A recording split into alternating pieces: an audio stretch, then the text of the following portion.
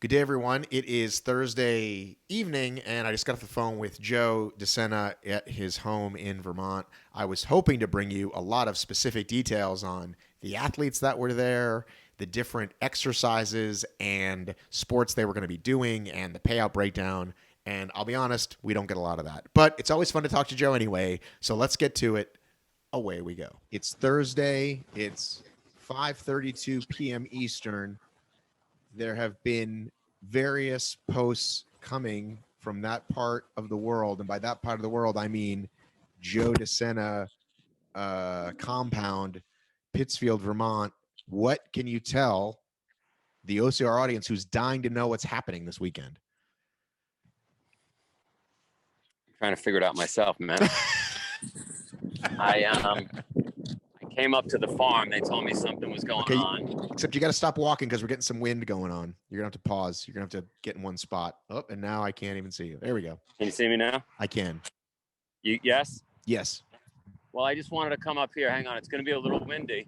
Okay. But let me tell you what I woke up to. Let me just show you, okay? Okay. And, we're in the middle of a global pandemic, Matt. It's really tough. I got shut down in 45 countries. Can you hear me or no? I can. I can. Keep going. You got shut down in 45 countries.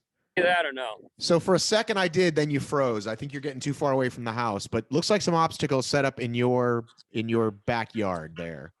Yeah. And so we're shut down in 45 countries, Matt. Times are tough. We're pinching pennies to make this all work. I wanted to keep the sport going, right? Right. I wanted to bring the athletes out.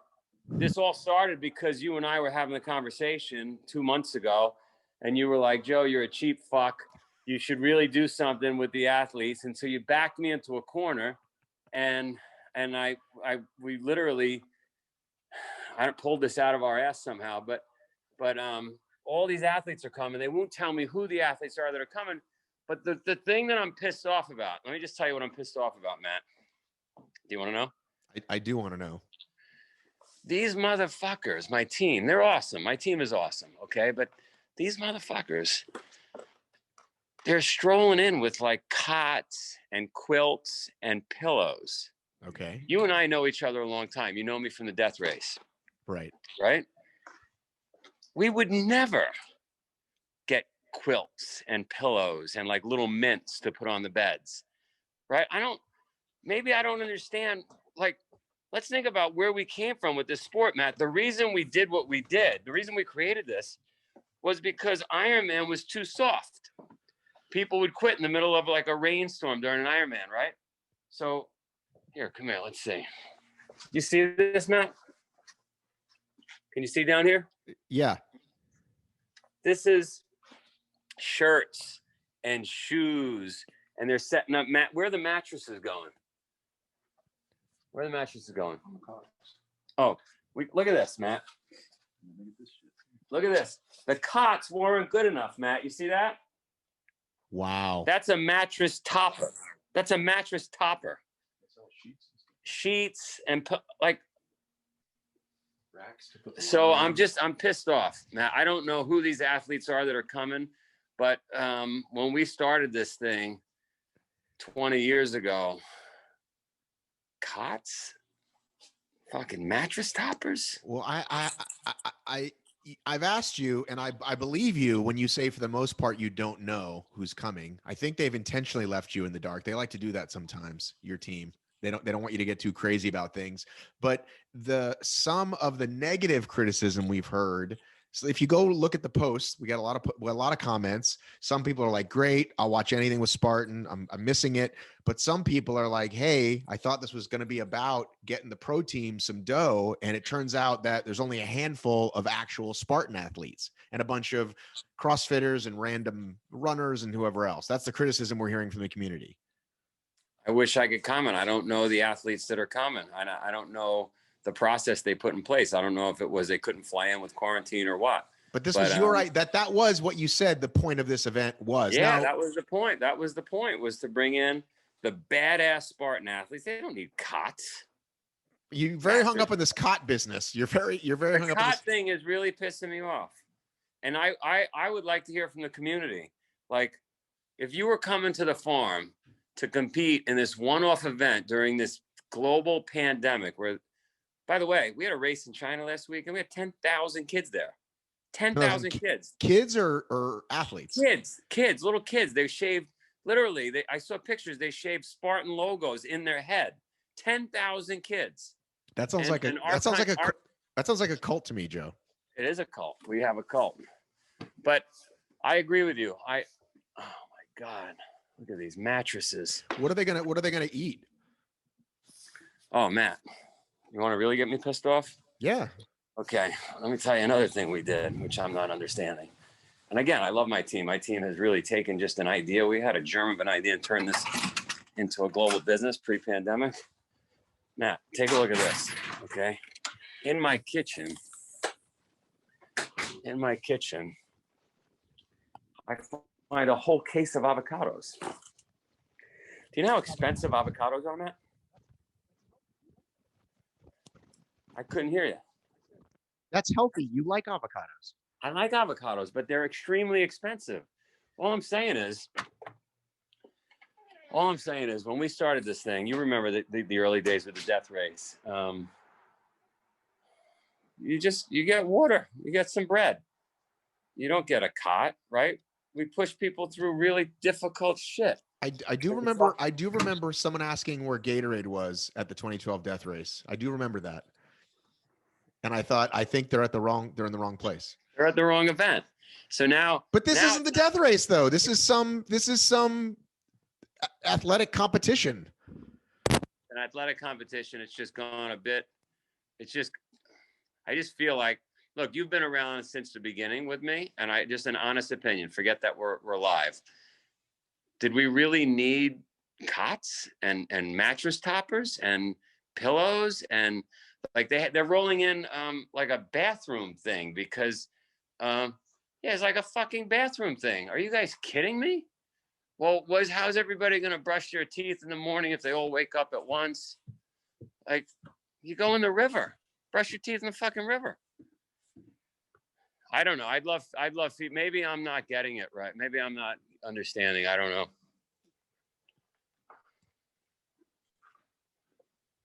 I can't hear you, Matt. You're muted. There you go. You're muted. Oh.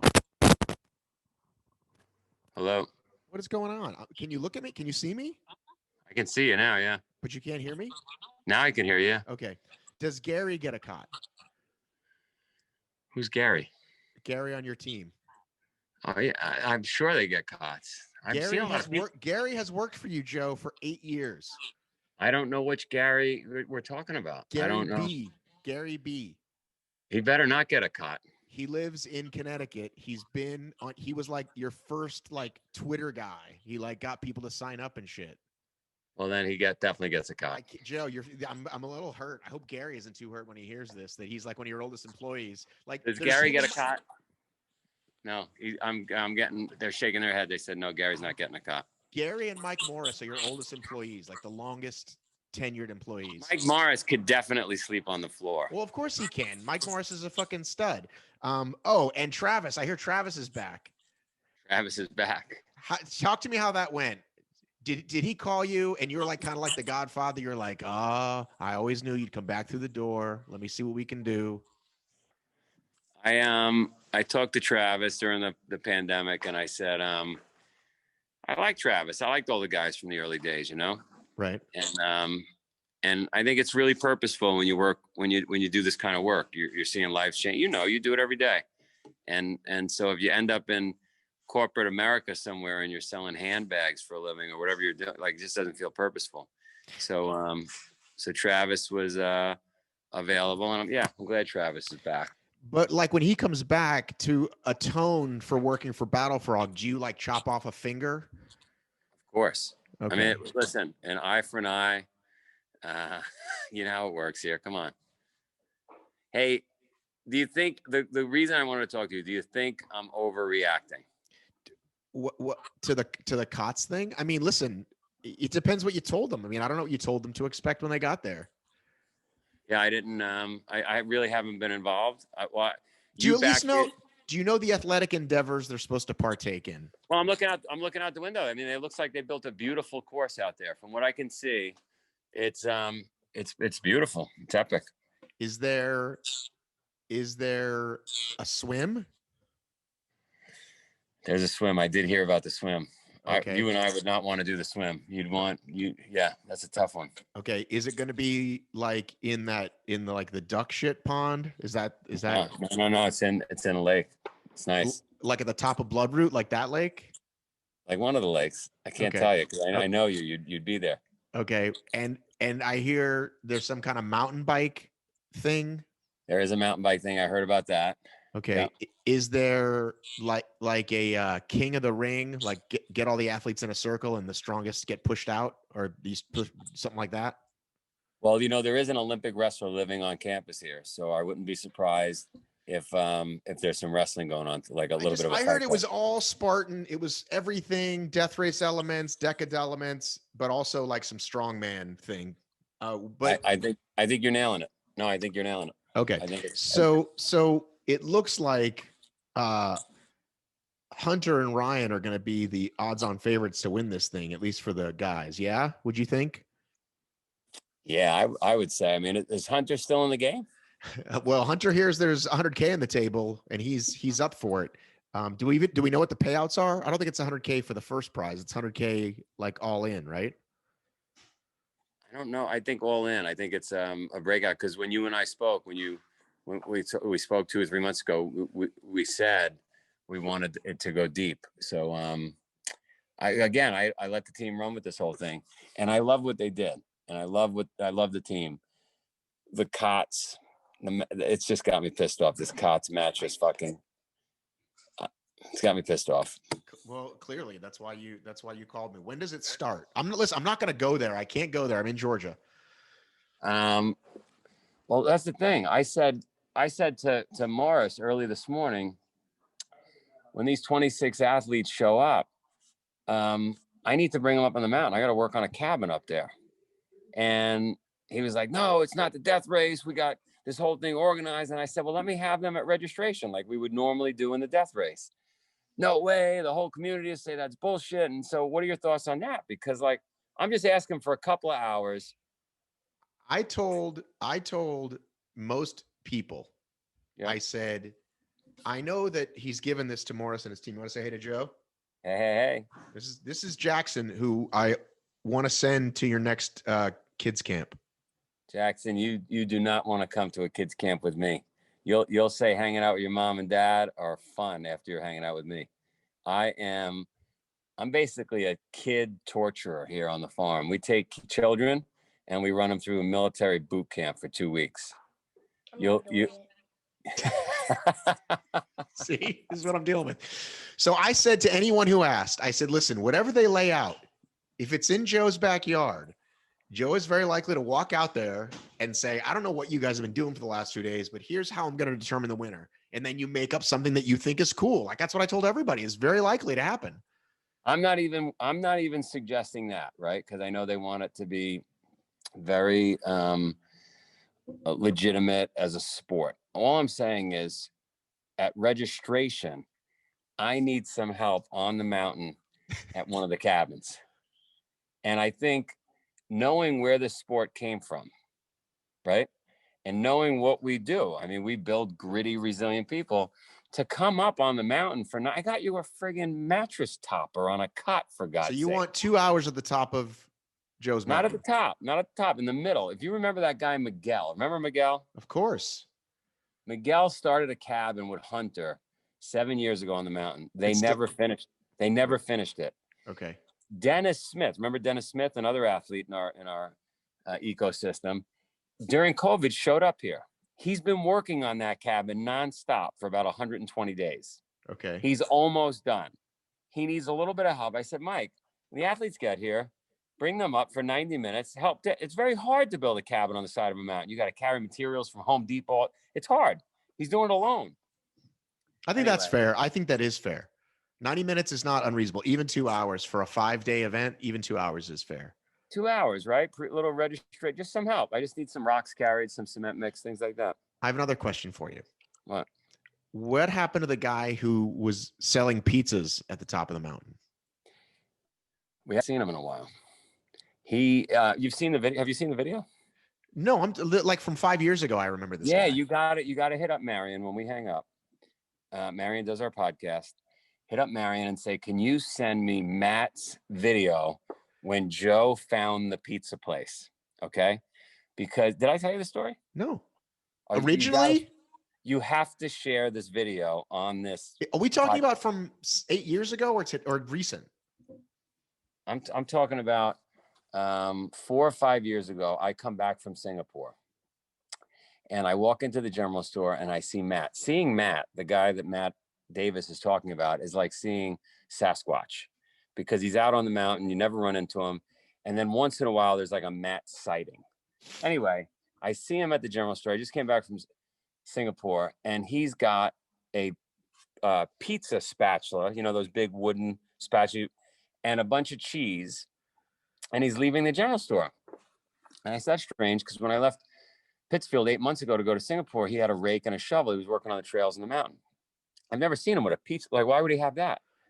And they said, oh, he's opening his pizza place tonight. I said, what do you mean he's opening his pizza place? They said he built a pizza place on the mountain. Tonight is opening night. So I went to opening night. You need to get the video from Marion. I'll get it. From opening night. It's pretty unbelievable. So anyway, they haven't seen Matt in a while, but he might pop out during this thing. All right. Well, listen, I got to go feed my kids. Go feed your kids. Go feed your kids. I'm gonna send me pictures at least when you start seeing some of these athletes. Just send them to me and I'll tell you. Oh, that's so and so. They're fucking digging a hole in the backyard to poop in. Oh my god! I do weddings here. Oh, they're fucking digging a hole in the backyard. So Joe, so real question, okay? Look, my understanding is that because of COVID, everyone has had to push their weddings to the fall. So there's so many that they're getting married like on Tuesdays and Thursdays. Are you having that there at the farm a lot? A lot of like weekday weddings? Yeah, we just had a wedding here, but most of our people, we do really high-end weddings here, although we won't be able to do any high-end weddings anymore because they just dug a bunch of holes in the backyard for your sport. But we moved them all to next year. So we got, it'll be our busiest season since our inception next year. A lot of people just pushed them out.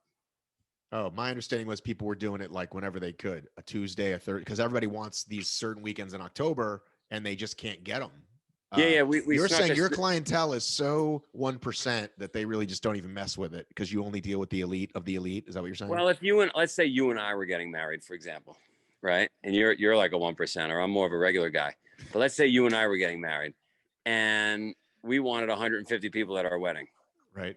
We could do it like you suggested in the fall here, but due to the rules, we could only have 40 something people. And knowing the amount of friends you have, we would push it off till next year so that we could have a proper wedding. Okay. Speaking of 1%, Joe, do you own a Peloton? I don't own a Peloton. My wife owns a Peloton. Okay. Have you thought of a partnership there? Yeah. We've talked to Peloton. I like the fact that, you know me, I like people sweating. So my problem with it is it just becomes another device eventually that collects dust in the corner. Right. So, but I would think, now during times like this, it's great. People are on the Peloton. Yes. Right. Or the winter, if you live like in I don't know, inhabitable places maybe, or it's just hard. Like, because you bought like Laruda, right? You could do the Spartan Laruda Peloton thing. I like that. No. I mean, if you and I or anybody in our audience lived in Siberia, we wouldn't be on a Peloton. We'd be outside in the cold. We'd be carrying logs. That's what we would do. Right. The Rocky training program. We would not need a cot or a mattress topper. Definitely not mattress toppers. I've stayed at your house, Joe. If I asked you for a mattress topper, you would have kicked me out. I know that. Matt, I'm not even going to say it again. I can't even do me a favor. Talk to Morris and the team and just help me get to the bottom of it, because I know I'm going to sound like, one of these guys I walked both ways uphill with no shoes on when I was a kid. Right. But when you and I, back in those early days, you'd never see shit like this. That is true. It looks like the news. We'll wrap it up with this. The new schedule came out, right? The 21 schedule came out. People are very Yep. excited. Yep. What are the odds you think California lightens up a little bit by January? I think it's going to depend on the election. I think we're all watching the election. Let's see what happens. But I think this is a lot of political. No matter what you think of Trump, I don't know. Did he have COVID? Was that real? I mean, he bounced back pretty quick. Do they not bounce back in California that quickly? I don't know. Do you vote in person or will you vote by mail? I'm going to do both. I don't think you can do that, Joe. Are you registered in Vermont or Massachusetts? What is your residence? I'm registered in Vermont. Okay. Yeah. Okay. You're going to vote? Of course I'm going to vote. I love it. You mailing in or you're going in person? No, here's the thing. They're making a big push for the mail-ins. I've gotten like 10 things in a row, but I always go early. Like it's open 2 weeks early and you can go in. I think even with COVID, there won't be much of a line. There's never a line. You go in there, you might be the only one there, like 11 o'clock on the middle of a Wednesday, 2 weeks before. So I'm going early. I understand some people can't do that and they can only get off work that day. So they do it that day and stand in line for hours. But no, I usually go like a week or two early. When you vote for races to open early. Yeah, that's what I'm going to do. If there's a box to check, you mean? There'll be a box to check.